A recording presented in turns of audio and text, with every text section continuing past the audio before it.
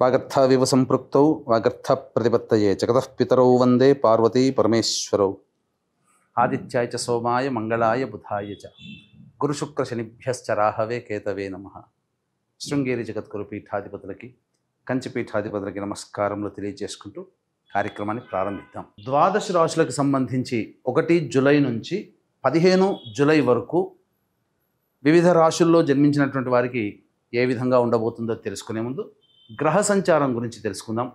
వృషభ రాశిలో శుక్రుడు, అలాగే మిథునంలో రవి గురువు, కర్కాటకంలో బుధుడు, సింహంలో కుజ కేతువు, అలాగే కుంభంలో రాహువు, శని మీనంలో 13 జూలై నుంచి శని వక్రీకరించే స్థితి పొంది ఉంటారు.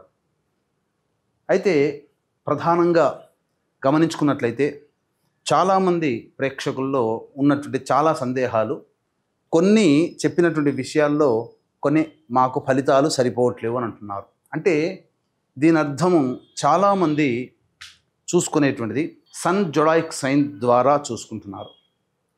అంటే ఈ ఉదాహరణకు చెప్తున్నాను, 23 జూలై నుంచి 22 ఆగస్టు మధ్యలో పుట్టినటువంటి వాళ్ళకి లియో సైన్ అని చెప్తారు. కాబట్టి సింహరాశి గురించి చెప్పేటప్పుడు 23 జూలై నుంచి 22 ఆగస్టు మధ్యలో పుట్టిన వాళ్ళు చూసుకుంటున్నారు. అది తప్పు. మీరు జన్మించినటువంటి జన్మ తేదీని అనుసరించి ఒక నక్షత్రము, ఆ నక్షత్రాన్ని అనుసరించి రాశి ఉంటుంది, ఆ రాశి ప్రకారమే మీరు చూసుకోవాలి. ఇది సరైనటువంటి విధానము. కొంతమంది నామ నక్షత్రం చూసుకుంటున్నారు. ఉదాహరణకి శ్రీనివాస్ అని చెప్పి అనుకున్నాం అనుకోండి, చాలామంది సి అనే అక్షరం ఈ శతభిష నక్షత్రంలో ఉంటుంది కాబట్టి కుంభరాశికి చూసుకుంటున్నారు, తులారాశికి చూసుకోవాలి. కృష్ణవేణి అన్నప్పుడు మిథున రాశి చూసుకుంటున్నారు, అది కూడా తులారాశి, అలా చూసుకోవాలి. కాబట్టి మనం అనేక విధాలుగా ఈ శాస్త్ర ప్రకారము మనకు ముందుకు వెళ్ళినట్లయితే తప్పకుండా ఆ ఫలితాలు అనేటువంటివి మనకు సరిపోతాయని చెప్పవచ్చు. ఇక ఆలస్యం చేయకుండా వివిధ రాశుల వారికి ఈ 1 జూలై నుంచి 15 జూలై వరకు ఏ విధంగా ఉండబోతుంది, ఆదాయ వ్యయాలు, ఖర్చులు, అలాగే పరిస్థితుల అనుకూలత, ఇవన్నీ కూడా క్లుప్తంగా మనం తెలియజేసుకునే ప్రయత్నం చేద్దాం. ద్వాదశ రాశులలో భాగంగా 3వదైనటువంటి మిథున రాశిలో జన్మించినటువంటి వారికి 1 జూలై నుంచి 15 జూలై వరకు ఏ విధంగా ఉండబోతుందో తెలుసుకునే ప్రయత్నం చేద్దాం. ప్రధానంగా ఈ శుక్రగ్రహ సంచార ప్రభావము మిథున రాశి వారికి అనుకూలంగా ఉండడం, కోల్పోయినటువంటి దాంపత్య సౌఖ్యము లేదా వ్యాపార భాగస్వామ్య సౌఖ్యము అన్నీ కూడాను కొనగూరుతాయి. ముఖ్యంగా గృహోపకరణాలను కొనుగోలు చేస్తారు. అన్ని విధాలుగా అనుకూలంగా ఉండేటువంటి సమయంగా ఈ శుక్రగ్రహ సంచార ప్రభావం చెప్పవచ్చు. అయితే రవి గురు సంచార ప్రభావమే అనుకూలంగా లేదు. రాశిలోనే సంచారం చేస్తున్నటువంటి ఈ కారణం చేత కొంత వృత్తి ఉద్యోగ వ్యాపార సంబంధమైనటువంటి విషయాల్లో భయాందోళనలు కానీ, అనవసరమైనటువంటి డబ్బులు ఇన్వెస్ట్మెంట్ చేసే అవకాశం కానీ జరిగే అవకాశం ఉంది. కాబట్టి ధనపరమైనటువంటి విషయాల్లో జాగ్రత్తలు పాటించండి. ముఖ్యంగా ఉద్యోగస్తులు చాలా నిబద్ధతతో, అప్రమత్తతతో తమ విధులు నిర్వర్తించుకోవాల్సినటువంటి పరిస్థితి. ప్రభుత్వ రంగంలో పనిచేసేటువంటి వ్యక్తులకి అనుకూలంగా లేని కారణం చేత ఇష్టం లేని ప్రాంతాలకి బదిలీలయ్యే అవకాశము గోచరమవుతుంది. ఇది ప్రధానంగా రవి గ్రహము గురుగ్రహ సంచార ప్రభావం మిథున రాశి వారికి జరిగేటువంటి సందర్భం. అయితే దేవతా కార్యక్రమాల్లో చక్కగా ఆనందంగా పాల్గొంటారు, సద్వ్యయమే అవుతుందని చెప్పవచ్చు. ఇక బుధగ్రహ సంచారము ఇది సంపూర్ణముగా యోగించేటువంటి పరిస్థితి ఈ యొక్క మిథున రాశి వారికి. పెట్టుబడులు కనుక పెట్టినట్లయితే కొంతవరకు మీకు లాభము చేకూరే అవకాశం గోచరమవుతుంది. ముఖ్యంగా రాని బాకీలు వసూలవుతాయి. వ్యాపారస్తులైతే నూతనమైనటువంటి పంథాలో వెళ్ళే అవకాశం ఉంటుంది. ప్రణాళికలు రచిస్తారు. కొత్తవిగా మీరు మార్పులు మీ యొక్క వృత్తి వ్యాపారాల్లో తీసుకొని వస్తారు. తద్వారా మీరు అనుకున్నటువంటి లక్ష్యానికి మార్గాలు ఏర్పడతాయి. తద్వారా భవిష్యత్తుని సొంతం చేసుకునే అవకాశం మీకు చక్కగా వీలు కలుగుతుందని చెప్పవచ్చు. ఇక కుజ కేతు యొక్క సంచార ప్రభావము కూడా అనుకూలముగా ఉన్నటువంటి కారణము. ఈ కారణం చేత మీలో ధైర్యం చాలా ఎక్కువగా వస్తుంది. ఏదైనా కానీ ముందడుగు వేసే పరిస్థితి కలుగుతుంది. అనూహ్యముగా మీ శత్రులే మీకు పాదాక్రాంతులయ్యే అవకాశం ఉంటుంది. అన్ని విషయాల్లో, వివాదాల్లో మీరే పైచేయి విజయాన్ని సాధిస్తారు. ఒక రకంగా చెప్పాలి అంటే కుజకేతులు మీకు సంపూర్ణముగా యోగించబోతున్నారు. ఏ రాశి వారికైనా కొన్ని ఇబ్బందికర పరిస్థితులు ఉన్నా ఈ మిథున రాశి వారికి కుజకేతుల యొక్క సంపూర్ణ మద్దతు వల్ల అన్ని రంగాలలో ఉన్నటువంటి వాళ్ళకి మంచి పరిస్థితులు కలుగుతాయని చెప్పవచ్చు. ఇక రాహుగ్రహ సంచార ప్రభావం ప్రధానంగా ఈ వ్యాపార సంబంధమైనటువంటి విషయాల్లో పాత వాటికి సంబంధించినటువంటి విషయాలు చర్చకు వస్తాయి.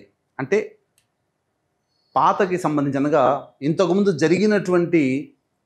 సంబంధించినటువంటి ఈ యొక్క ప్రణాళికలు కావచ్చు, లేకపోతే జరిగినటువంటి సంఘటనలు కావచ్చు, వాటిని మళ్ళీ నెమరు వేసుకునే అవకాశాలు కానీ, లేకపోతే గతం తాలూకు సంబంధించినటువంటి వ్యక్తులు మళ్ళీ మీ జీవితంలో ప్రవేశించడం కానీ, లేదా ఆస్తి సంబంధమైనటువంటి విషయాల్లో మీకు ఒక నిర్ధారణకు వచ్చే అవకాశం కానీ గోచరమవుతుంది.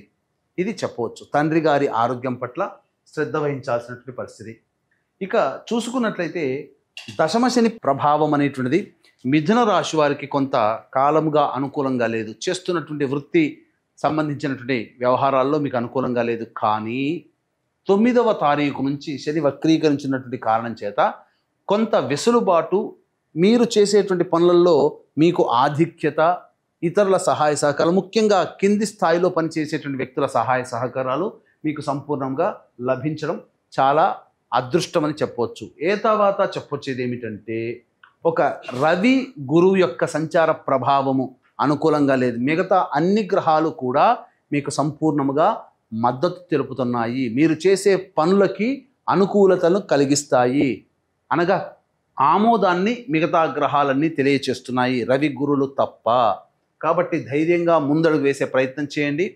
ఉద్యోగస్తులలో కాస్త అభద్రతాభావం ఉన్నప్పటికీ ముందడుగు వేయండి. నిరుద్యోగస్తులు నిజాయితీగా బాగా కష్టపడండి. తప్పకుండా భవిష్యత్తు మీకు అనుకూలంగా ఉండబోతుందనే విషయం తెలుసుకోవాలి.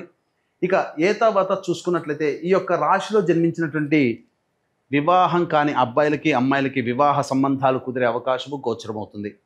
సంతానం కోసం ఎదురు చూసేటువంటి వ్యక్తులకి సంతాన ప్రాప్తి కలిగే అవకాశం కూడా గోచరమవుతుంది. విదేశీయానము, విదేశీ విద్యకు సంబంధించి చేసే ప్రయత్నాలు అన్నీ కూడా అనుకూలిస్తాయి.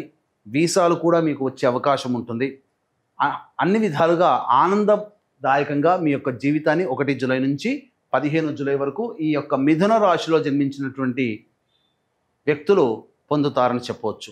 ఇక వీక్షించేటువంటి ప్రేక్షకులకి గమనిక, ఈ జూలై 5వ తారీఖు రోజున వారాహి నవరాత్రుల సందర్భంగా దశమి తిథి స్వాతి నక్షత్రము కలిసినటువంటి అద్భుతమైనటువంటి యోగమాలిక రోజున సాయంకాలం 7 గంటలకి ఈ కార్యక్రమం ప్రారంభమవుతుంది. 9 వారాహి దేవతల యొక్క హోమాది కార్యక్రమాలు. ఈ కార్యక్రమంలో పాల్గొనడం ద్వారా మీ జాతకరీత్యా కలిగే విద్య, వివాహం, ఉద్యోగం, దాంపత్యం, అనారోగ్యం, కోర్టు సమస్యలు, శత్రు సమస్యలు, గృహపరమైనటువంటి సమస్యలు తీరుతాయి.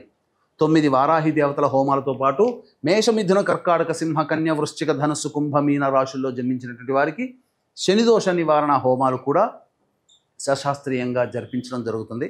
సాయంత్రం 5 గంటల లోపల మీ గోత్రనామాలు నమోదు చేసుకోవచ్చు. ఆ రోజు 5వ తారీఖు రోజున ఈ కార్యక్రమంలో పాల్గొన్నటువంటి వారికి శక్తిపాతము చేయబడినటువంటి శంకరుంగలి మాలని అందివ్వడం జరుగుతుంది. ఇక 1 నుంచి 15 జూలై వరకు రోజువారీ కార్యక్రమాల్లో ఆదాయము, వ్యయము ఏ విధంగా ఉండబోతుందో తెలుసుకునే ప్రయత్నం చేద్దాం. 1వ తారీఖు రోజున ఈ మిథున రాశి వారికి ఇతరుల సహాయ సహకారాలు అందడం ద్వారా మంచి పరిస్థితులు కలుగుతాయి. రాని బాకీలు వసూలు అవుతాయి. ముఖ్యంగా ధనపరమైనటువంటి సమస్యలు తీరుతాయి. 2-3 తారీఖుల్లో వాహనాన్ని నడిపేటప్పుడు జాగ్రత్తలు పాటించాలి. తల్లిగారి ఆరోగ్యం పట్ల శ్రద్ధ వహించాల్సినటువంటి పరిస్థితి. మానసికమైనటువంటి ఆందోళన ఉంటుంది. చికాకుతో జీవితం ఉంటుందని చెప్పవచ్చు. ఏ పని చేయాలన్నా ఆందోళనగా ఉంటుంది. సంతృప్తి లేని జీవితాన్ని గడుపుతారు. 4, 5, 6 తేదీల్లో మీ ఆరోగ్యం పట్ల శ్రద్ధ వహించాల్సినటువంటి పరిస్థితి. మరీ ముఖ్యంగా ఇక్కడ అనాలోచనమైనటువంటి నిర్ణయాలే తీసుకుంటారు. కాబట్టి నిర్ణయం తీసుకునేటప్పుడు జాగ్రత్తలు పాటించండి. ఏ పని చేయాలన్న ఆసక్తి ఉండదు, బద్ధకం ఉంటుంది. ప్రతిదీ కూడా వృధా కాలయాపన జరుగుతుంది. వాయిదా వేసుకునే అలవాటే ఈ 4, 5, 6 తేదీల్లో ఉంటుందని చెప్పవచ్చు. ఇక 7, 8, 9, 10, 11 ఈ తేదీలలో మీకు అన్ని విధాలుగా అనుకూలంగా ఉండేటువంటి సమయము. మరీ ముఖ్యంగా రాని బాకీలు వసూలు అవ్వడము, అంతేకాకుండా ఈ సంబంధించినటువంటి అనగా గమనించుకున్నట్లయితే ఖర్చులకి మించిన ఆదాయం లభించడం ద్వారా మీకున్నటువంటి సమస్యలన్నీ కూడా తొలగించుకుంటారు. విందులు వినోదాల్లో సంతోషంగా పాల్గొంటారు. నూతన వ్యక్తులను కూడా కలుసుకుంటారని చెప్పవచ్చు. 12, 13 తేదీల్లో మాత్రం మానసికమైనటువంటి ప్రశాంతత లోపిస్తుంది. ఏ పని చేయాలన్న ఆసక్తి ఉండదు. ఏదో ఒక విచారంగా ఉండాల్సినటువంటి పరిస్థితి, ఒక మనసు ప్రశాంతంగా ఉండదు.